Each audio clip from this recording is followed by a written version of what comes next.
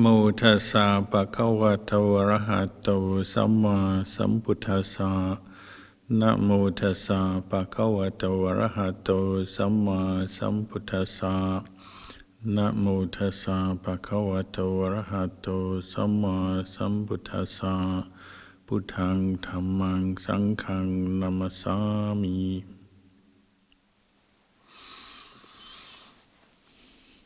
Blessings, good evening.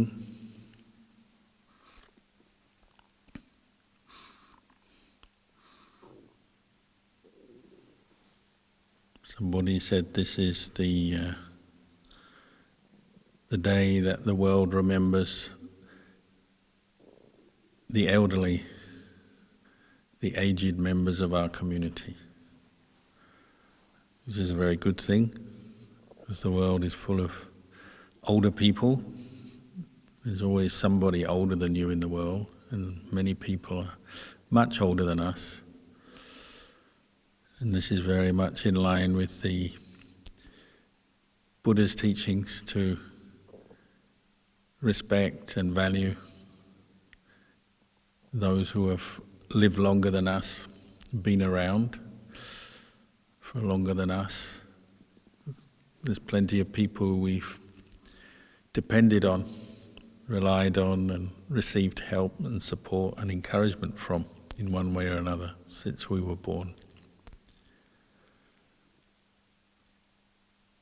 Just as we are aging and people will depend on us, we've also depended on others. So it's good to remember that.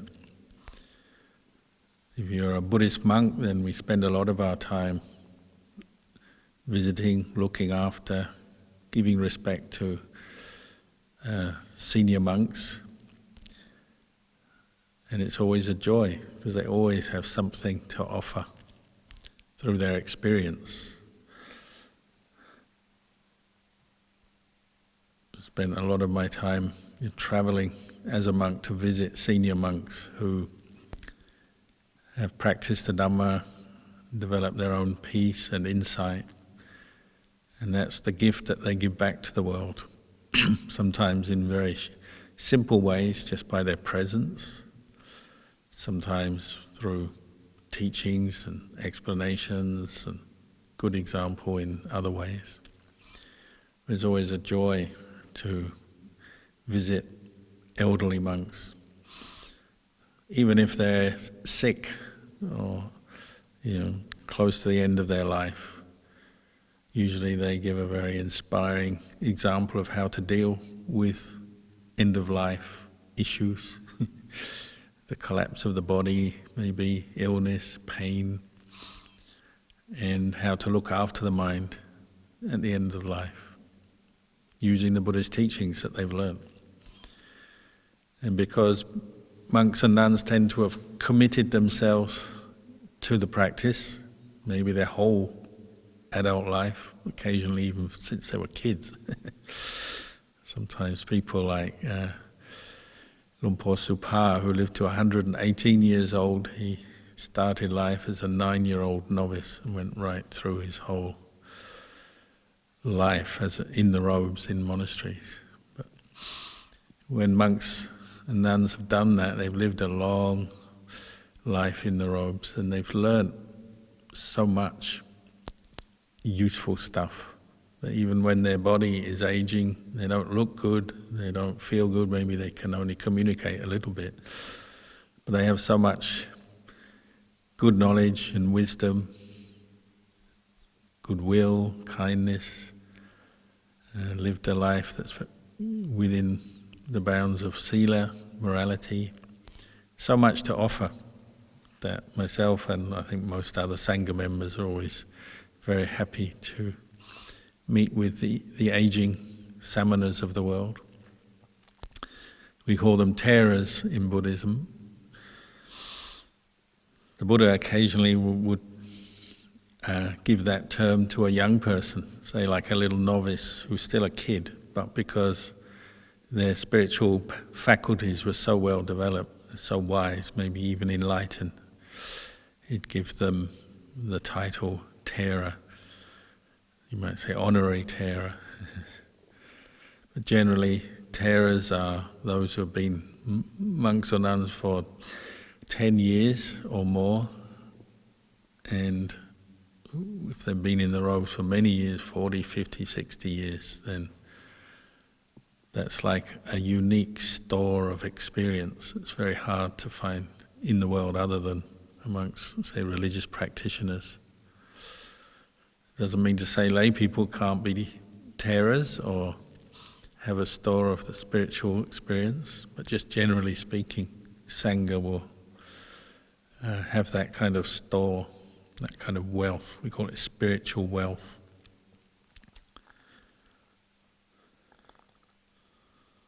It's a very common thing when you visit an aging samana. You ask them the question, like when I was a young monk, you'd ask senior monk, old monk, are you afraid of death?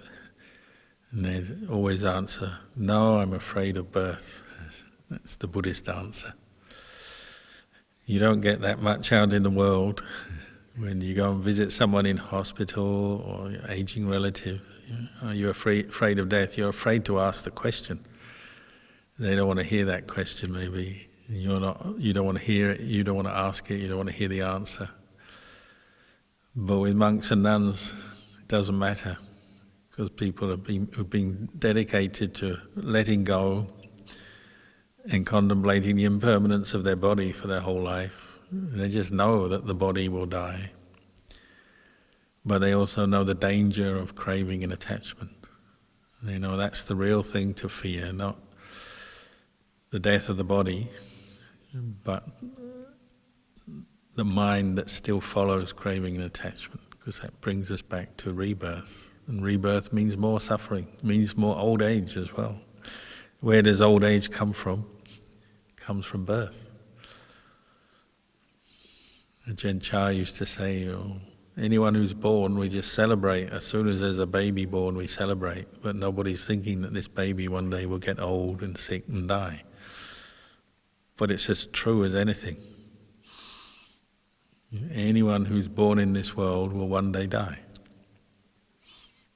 As soon as you're born, you start aging. And it's interesting, our perceptions, isn't it? We love kids and youth and vitality. And there's a kind of watershed you go over, isn't it? Whatever that age is, depends on your perception, how you view things, but maybe it's the age of 30 or 40, whatever. And then from there we look at it as though you're going downhill, and it's no longer, the aging process is no longer interesting or attractive. It is when you're a little kid, because you're growing up with lots of expectation and everyone wants to know what you're going to do and what you'll look like and where you'll live and all that. But once you've reached the watershed moment, 30 or 40 years, then it's like, all you've got left to look forward to is old age and death. So then people talk about aging less, and they try to avoid it, and they try to hide it in the way they dress and act. And some people go and get the plastic surgery and the Botox. But we tend to talk about aging less the older we get, because it's not attractive anymore. But for Buddhist monks and nuns, it is attractive, because with age comes wisdom, experience. And that's much more valuable in the end than just having a strong, healthy, young body. Not to put that down, of course. If you've got a young body, great, use it to do good. But in the end, a healthy mind that understands the Dhamma is probably our greatest asset. It's the most useful thing. And that often comes with age. If you're practicing the Dhamma, the longer you practice, the wiser you become.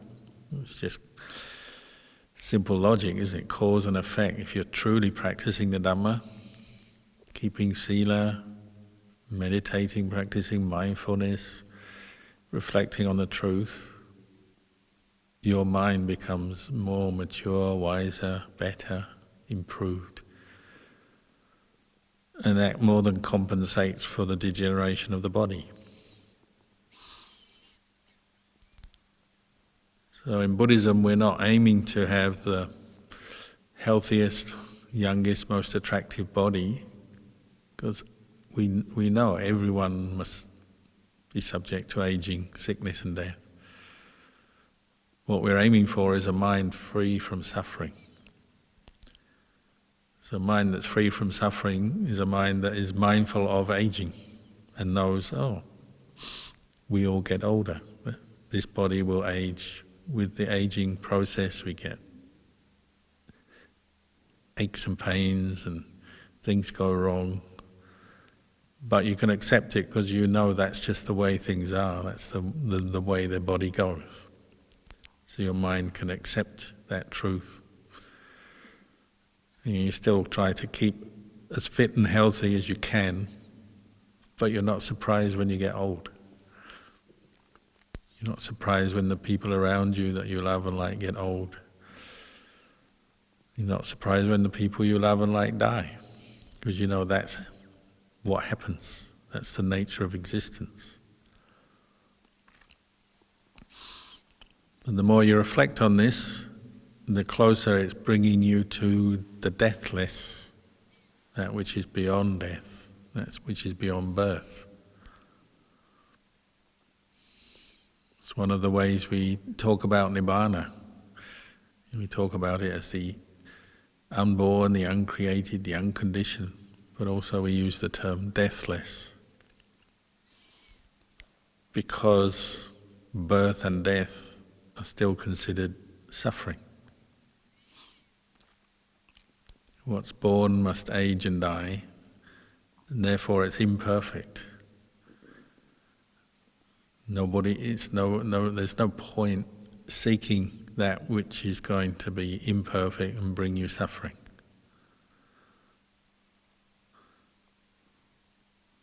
Whereas Nibbana, the deathless, is beyond that, so it's got to be better, happier, more peaceful.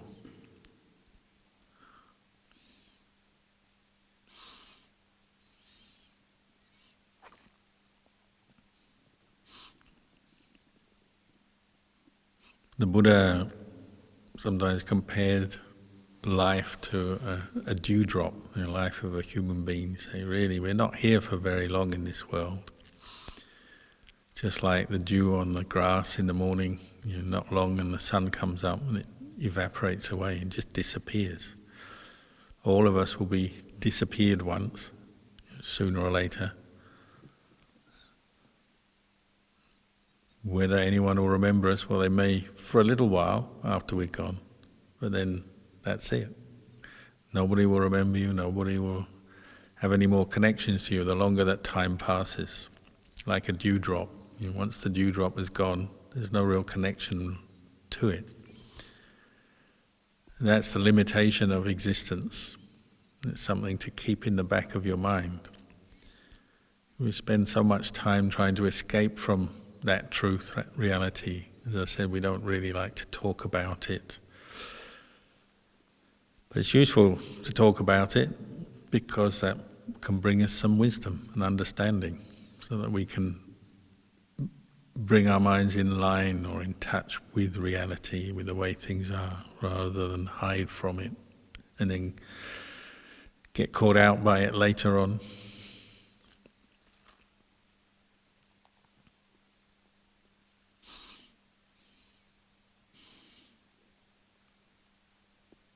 You could almost compare one day in your life to the whole cycle of birth and death in existence. We're born in the morning when we wake up, and we go through the day, and generally by the end of the day, sooner or later you feel tired and you want to lie down and go to sleep, and that's like the end of your life, one day.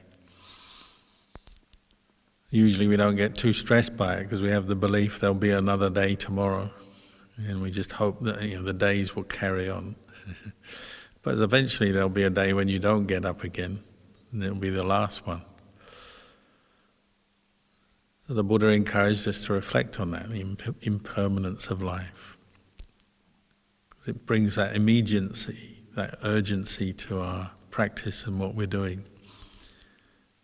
because it's so easy to let life drift by.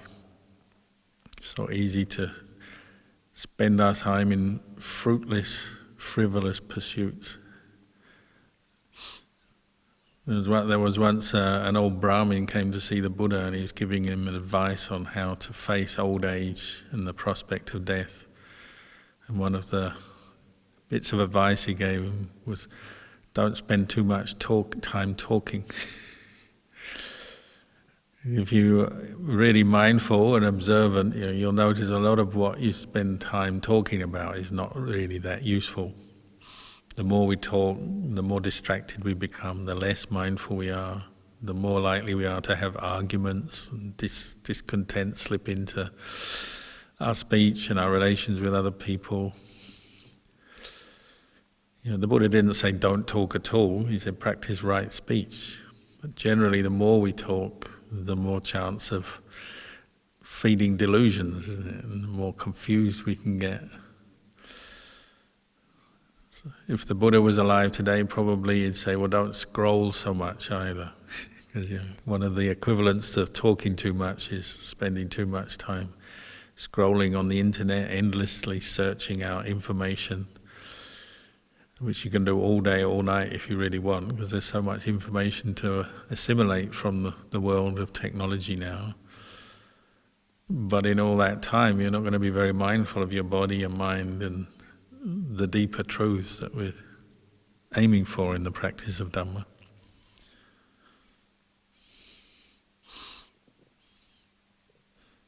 So reflecting on death and then how you want to die, and how you want to age and how you want to be in your old age is a very useful thing.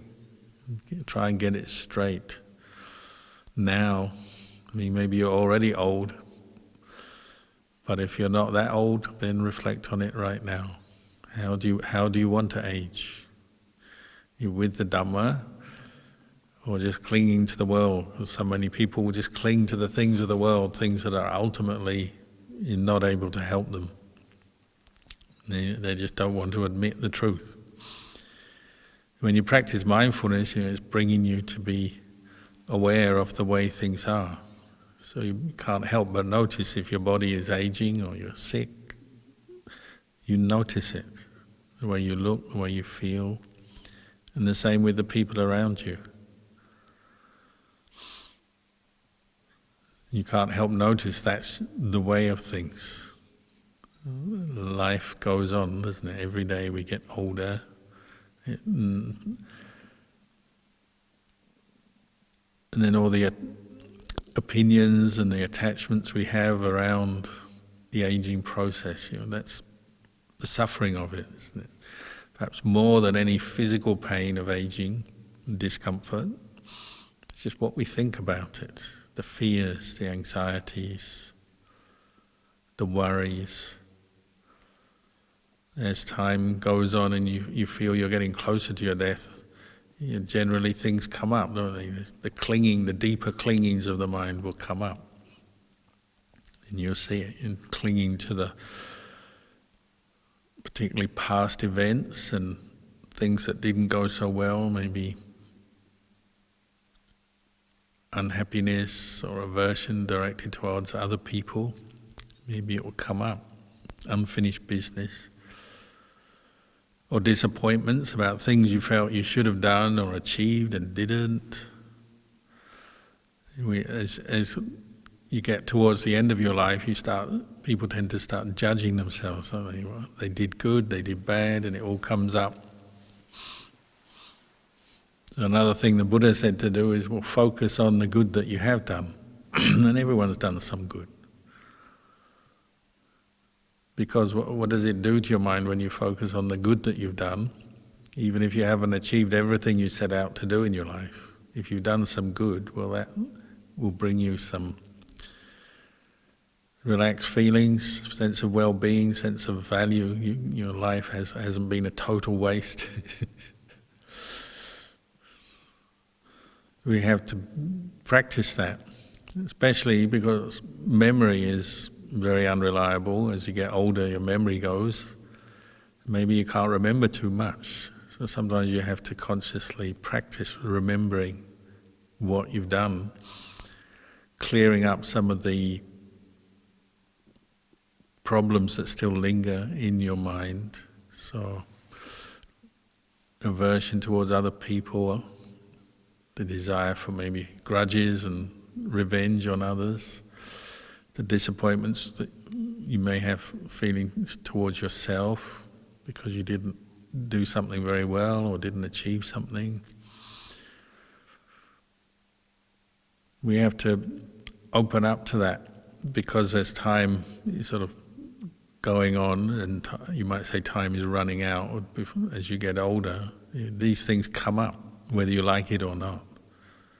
Sometimes very strongly, as a Buddhist monk, you regularly are counseling people who are getting older or sick or facing death. Things will come up very strong at the time when physically you're weakest. When you're older, physically you tend to be weaker, you are more prone to illness. And that will also put you in a kind of vulnerable position when strong emotions come up in your mind. Memories that prompt anger, greed, desire, disappointment, fear. So we have to prepare for that, practice. Practicing the Dhamma is what prepares you for that.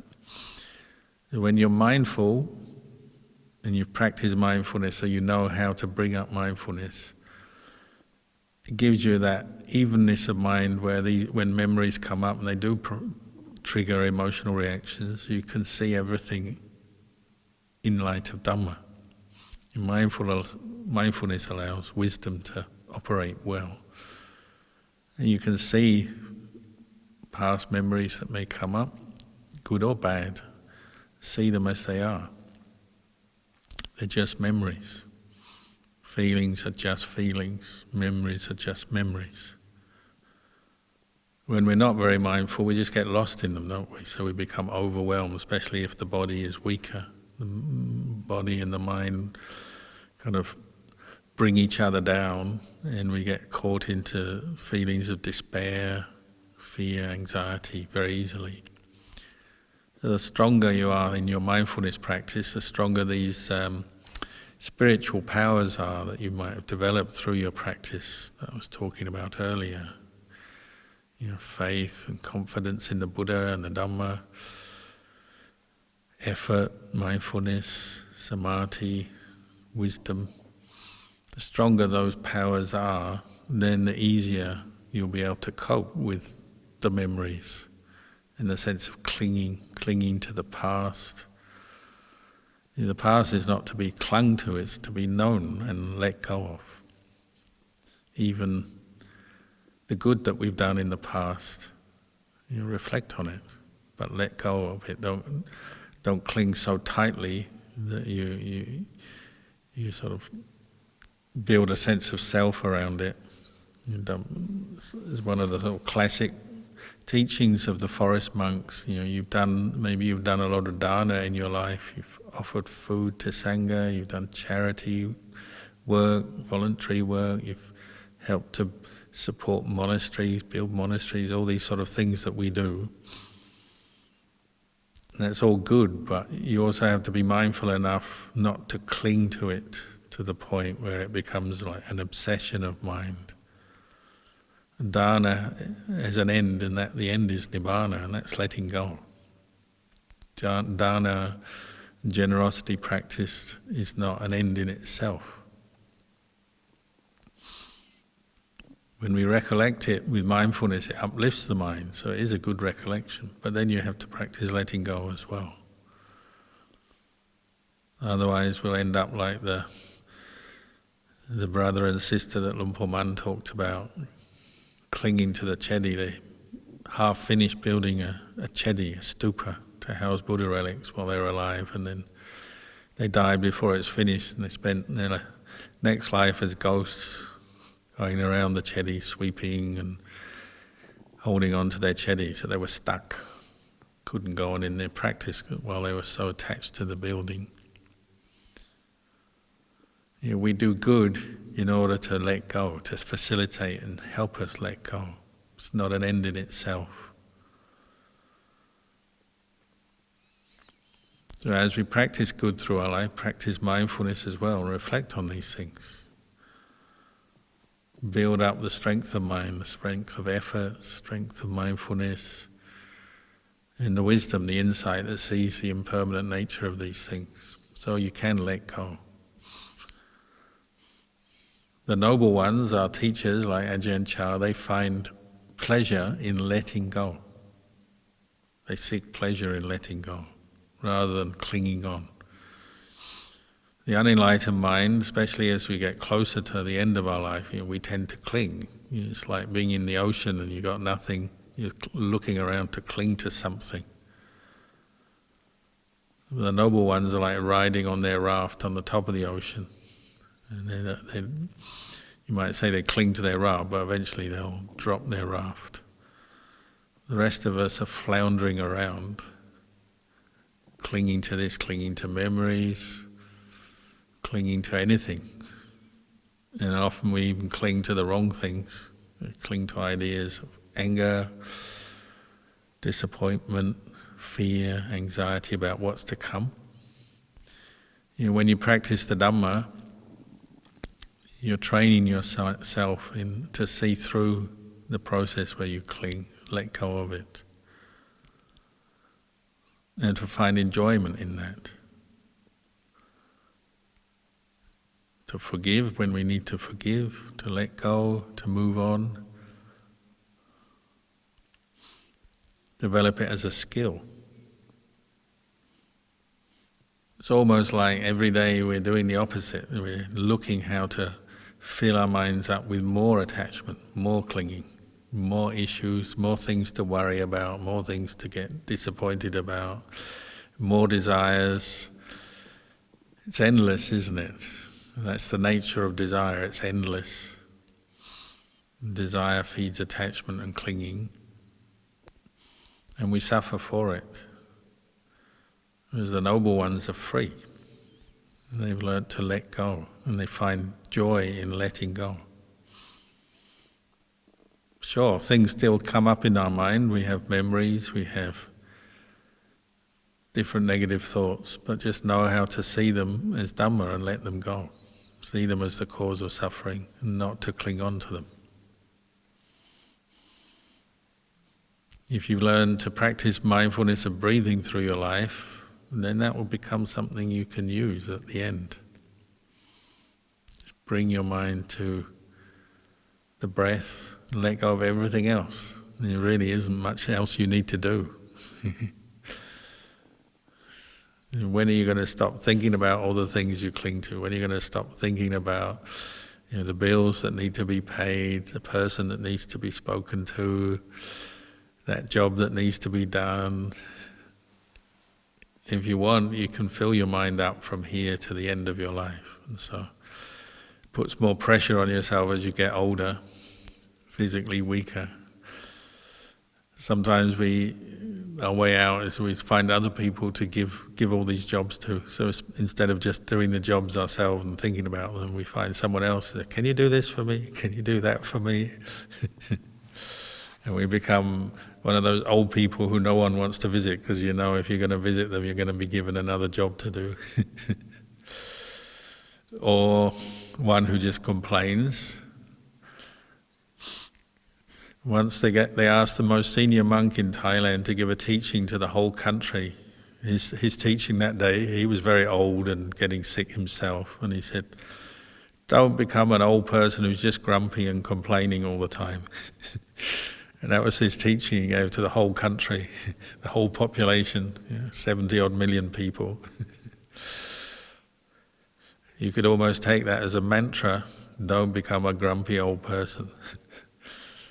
Because nobody likes to go and see a grumpy old person.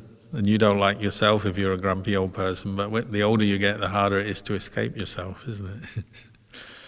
Make your mind a nice, pleasant dwelling place to be, with letting go, kindness, compassion, forgiveness. And then you have lots of people hanging around helping you. If you're just a grumpy old person, no one will want to be there.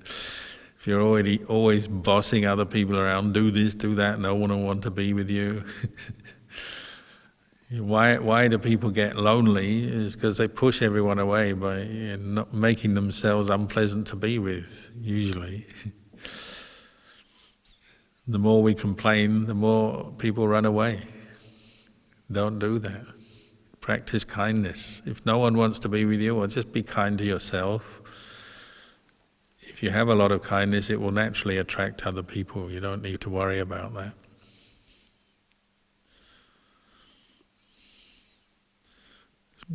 Back to the advice the Buddha gave to the Brahmin, don't talk too much. Generally we talk too much. As you get older, all that talking turns into complaining, doesn't it? Monks always laugh when they meet, old monks laugh because they know about this, and they meet and they say, oh, what's your illness, what's your complaint? But they're doing it in a mindful way. They say, oh yeah, I've got back problem, hip problem, heart problem, blood problem, this problem, that problem, but they laugh about it because they know that's what everyone does. And they just do it as a sort of a little ticking the box, checking how the person is and laugh about it and then move on. And they don't dwell there, they just joke about it. If we're not very mindful, we do dwell there. That becomes who we are. I'm the one with the blood pressure problem, the heart problem, I'm the one with this illness, that illness, the back problem, the arthritis, the this, the that, the other. That becomes who we are.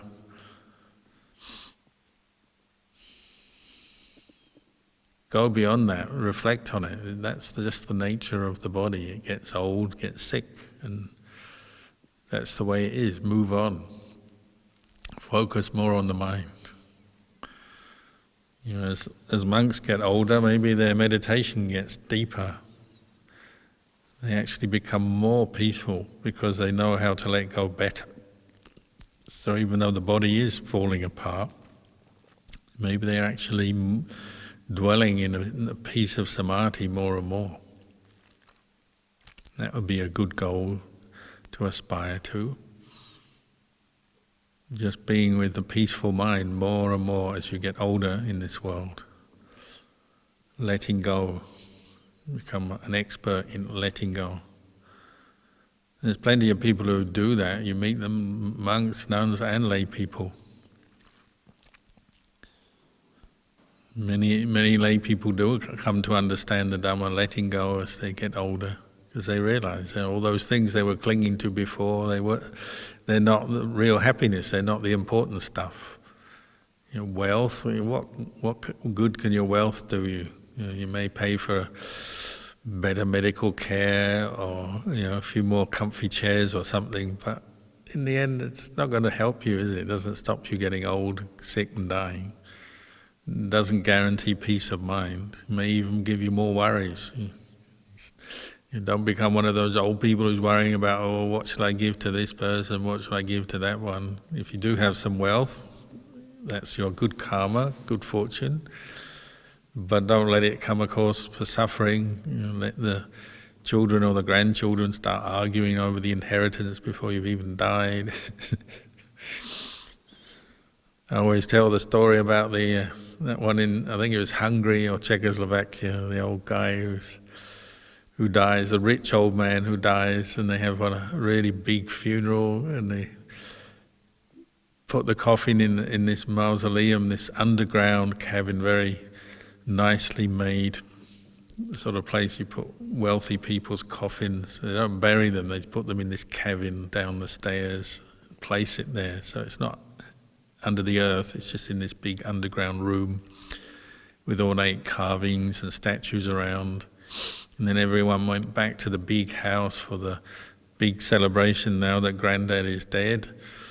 And they're all drinking too much and they start arguing over his inheritance because there's so much money to be divided up, and everyone started saying, I want this and I want that. And there was a knock at the door. And somebody goes to the door, opens the door, and grandfather is standing there. And they thought it must be a ghost, so they slammed the door in his face. Oh, a ghost. They couldn't bear to look. And they went back, and the party carried on, and they carried on arguing. about the inheritance, and then the knock on the door again, and they went back, opened the door, and this time Granddad's still there.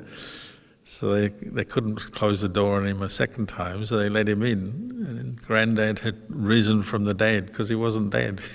He was unconscious but not dead, and he managed to push the lid off the coffin, walk out of this underground cavern, walk down the street back home, and here he was. And he sat down and he said, they said, "Oh, we're so happy you're alive." And he said, "I'm so disappointed because you're already arguing about the inheritance." That's a problem, isn't it? Now, if you have you do have wealth. I mean, it's your good fortune, your good karma, but then it becomes another clinging for another lot of people. With kilesas, you can't win. You've either got too much or too little. You cling to having too little, life is a disappointment, I didn't manage to do very much this life, I'm nobody, wasn't a very good parent, wasn't very good this, good that. You either go that way, or you go in there, I've got so much, I'm so successful, and now who do I give it to? Or I don't want this person getting any of my stuff because I don't like them. Clinging is like that, it's never satisfied, it's never peaceful.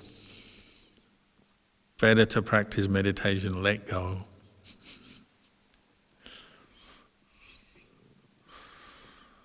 Don't leave problems for other people. Leave the world better than you found it. So don't leave problems for other people. Clear up all your business, sort it all out, let it go. If you can, write your wills so they don't have to argue over the body and the treatment. Write a living will so they know what to do if you're in hospital, what kind of treatment you want. Best to do it all ahead of time if you can. You never quite know when you're going to die, do you? But better to give the instructions out. Life is very uncertain, isn't it? I used to spend time with Ajahn Mahabua and Ajahn Panyawado at his monastery. And one day Ajahn Mahabua said, I'm getting older, I'm getting sicker. And everyone thought he was going to die. He was about 80-something, mid-80s. We believe he had cancer. He was very private about the symptoms, but he was very weak. So he told Ajahn Panyawado, the senior English monk who lived with him, and said, Tampanya, you better make my funeral pyre, get it ready, the place for my cremation. So he went out and made a little cremation site on a little mound of earth at the front of the monastery. You build up 2 brick walls and put a little roof over it, and you can have a simple cremation like that. Just build a fire between the 2 walls and put a coffin there. So his teacher, Ajahn Mahabua, said, go and make the funeral pyre ready for me. I don't think I've got long to live. So Ajahn Panya, who was very good at organising building projects, did it very nicely and had it ready. Then, of course, his teacher didn't die yet. His teacher had a miraculous recovery, got stronger again and lived for another 12 or 15 years. And I talked to Ajahn Panya about this. He said, well, maybe I'll die first. And that's exactly what happened. He ended up using the cremation ground site he'd built for his teacher. It was used for himself because he died before his teacher. Very kind of good reflection on the uncertainties of life. Just because you're old doesn't mean to say you'll die. Some people are old and they just get older. Some people are old and they do die. And you never know who's going to go first. If it's monks talking about this stuff, they can chuckle about it because they're used to talking about old age, sickness and death. So who will die first? I was once lucky. I was at Lumpur Tate's funeral massaging 2 old monks, Lumpur Rian and Lumpur Luang, who are considered arahants. So they're considered they're not going to come back again. They're not going to be subject to rebirth. They're arahants. They've reached nibbana. No more karma being made, no more attachment. So we were massaging them, their feet, and they're just chuckling about that. And then they're talking about another monk who's considered to be a bodhisattva.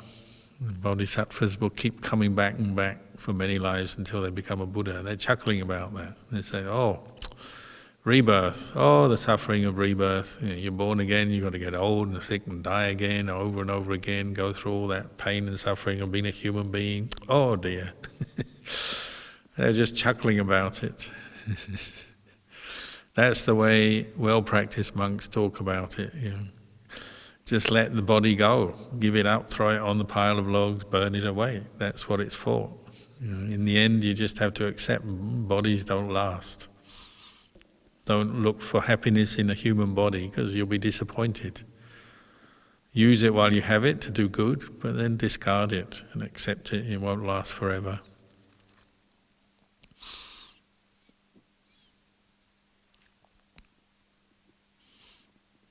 This is what we're learning from the Dhamma, learning how to proceed with mindfulness and wisdom and other good qualities to deal with the problem of aging, sickness and death till it's not a problem.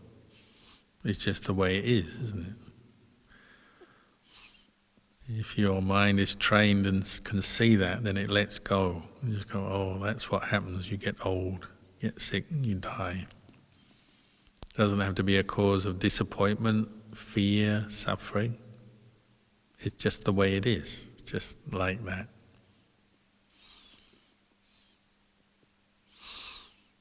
So maybe I'll leave you with these reflections tonight, and if anyone has any questions, we can talk about them afterwards.